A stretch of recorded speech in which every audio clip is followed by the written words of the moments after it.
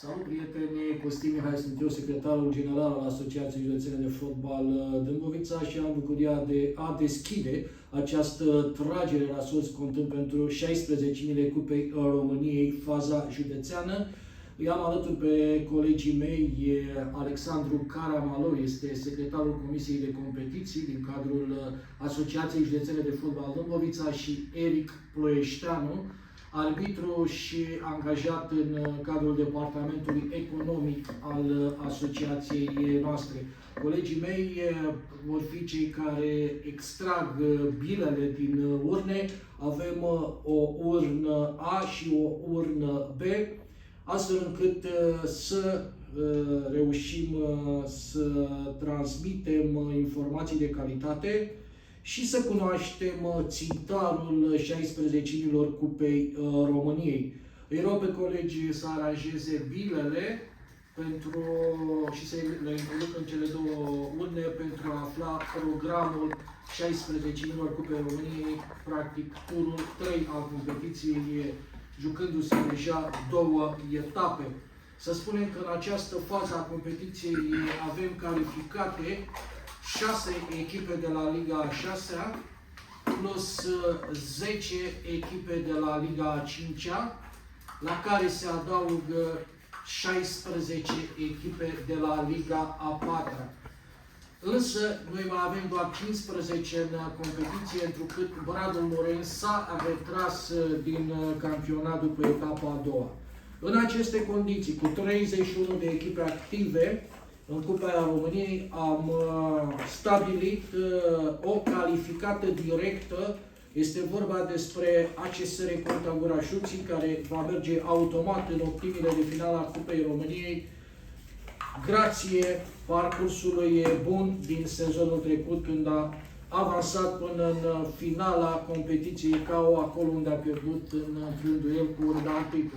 Așadar, Recolta Gurașuții merge de o parte și va avansa în optimile de finală.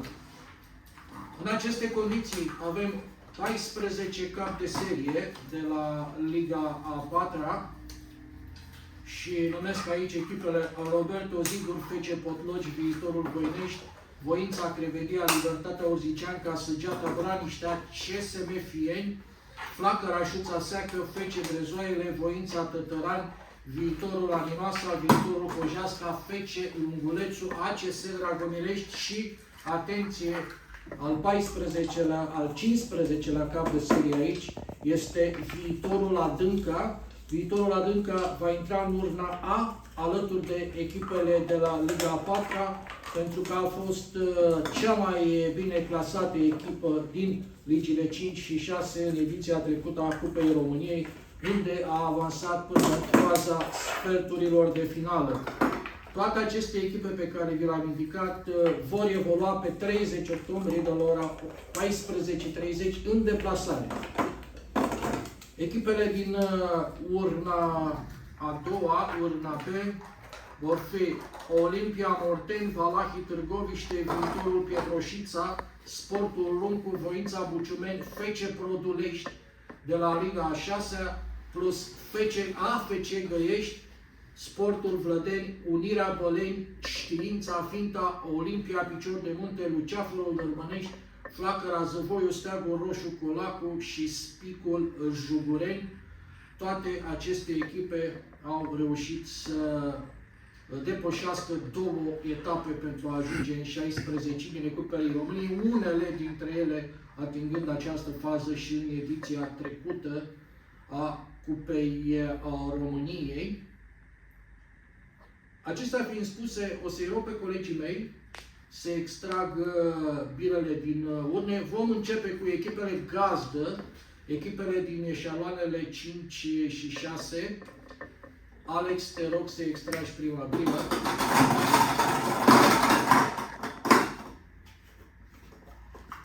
Așadar, primul meci va fi găzduit de Știința Finta. Știința Finta va juca pe propriul teren pe 30 octombrie cu Eric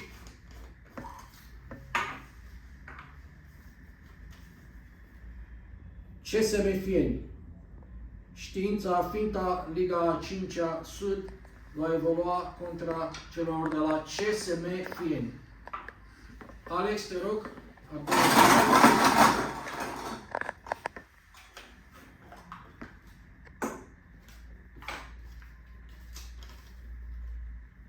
AFC Sportul Vlădeni.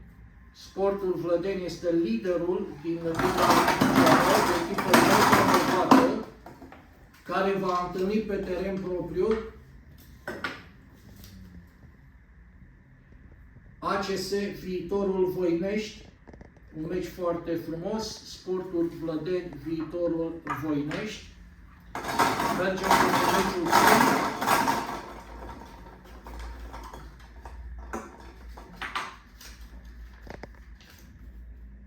ACS FC Produlești, iată o primă echipă de la Liga a 6-a, liderul din Seria Sud, cu victorii solide și în Cupa României, va întâlni pe FC 1976 Potlogi, iarăși un meci atractiv de interes. Mergem către jocul 4 al Cupei României 16 în ediția 2024-2025.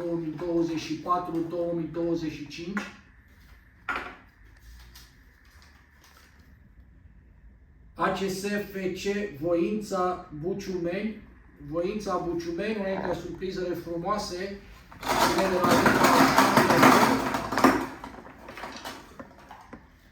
va evolua pe teren propriu cu FC Flacăra Șuța Seacă. Iarăși un meci interesant. Voința Buciumeni, Flacăra Șuța Seacă. Prima echipă, echipa gazdă a meciului 5. ACS Olimpia Picior de Munte. Olimpia Picior de Munte, Liga a 5-a Nord, pe podium, locul 3. Un adversar redutabil.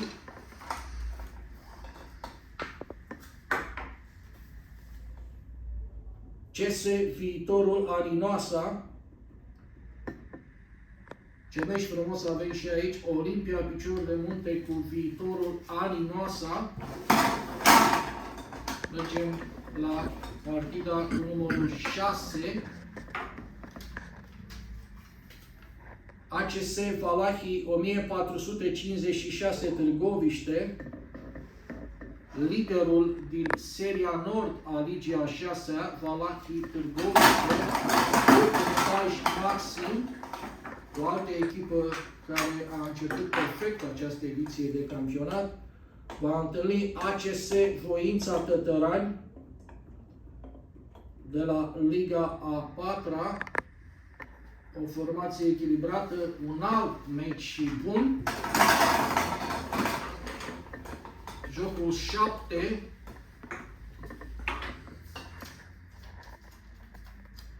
AFC Găiești. AFC Găiești, o echipă nou promovată în Liga a 5-a, evoluează în Seria Sud. Un alt adversar echilibrat pentru orice competitoare de la Liga a 4-a, cu AFC 1948 Brezoaiele.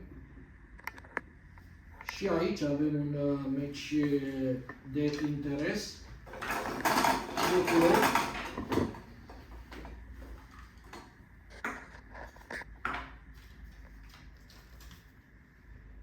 ASE Spicul Jugureni. Spicul Jugureni, o ascensiune frumoasă în Liga a 5-a Sud, unde a avansat în poziția a doua. Întâlnește CS Libertatea 1990 Urziceanca, două echipe care prestează un fotbal de calitate, două echipe în ascensiune. Și aici un meci tare. ACS Viitorul Pietroșița. Viitorul Pietroșița una dintre echipele de forță de la Liga a 6-a, Seria Nord.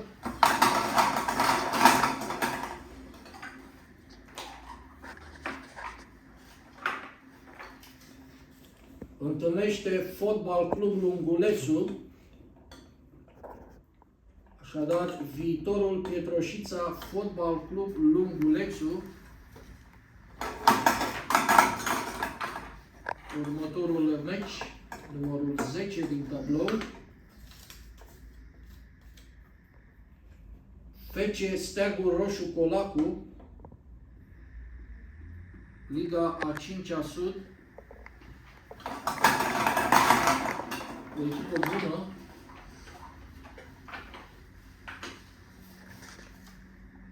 ACS Roberto Ziduri.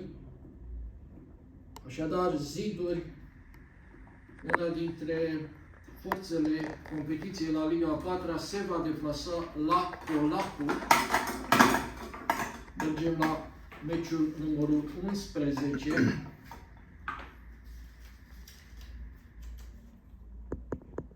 ASE Luceafărul Dărmănești evoluează în Liga a 5-a Nord.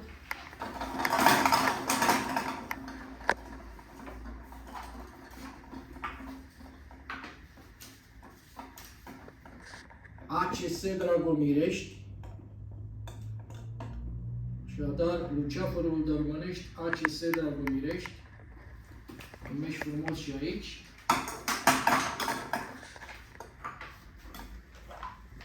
Jocul 12. ASE Sportul Oruncu. O altă surpriză frumoasă vine din Liga a 6-a Nord.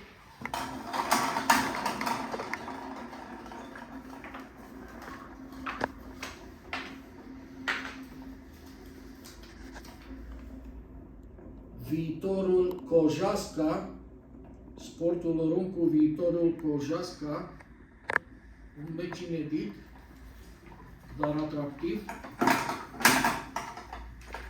Jocul 13.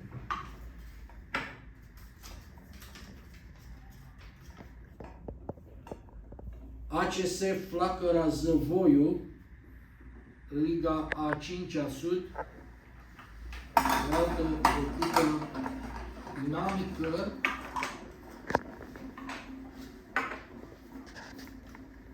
Întâlnește ACS Voința 2024 Crevedia. Așadar, Flacăra Zăvoiu, Voința Crevedia, liderul la zi a 4-a cu punctaj maxim.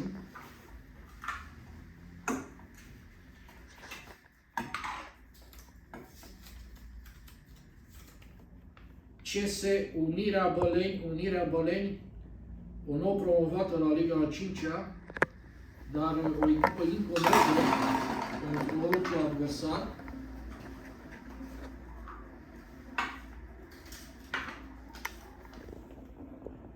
ACS Săgeata Braniștea, deci Unirea Băleni Săgeata Braniștea. Și ultimul joc din tablou,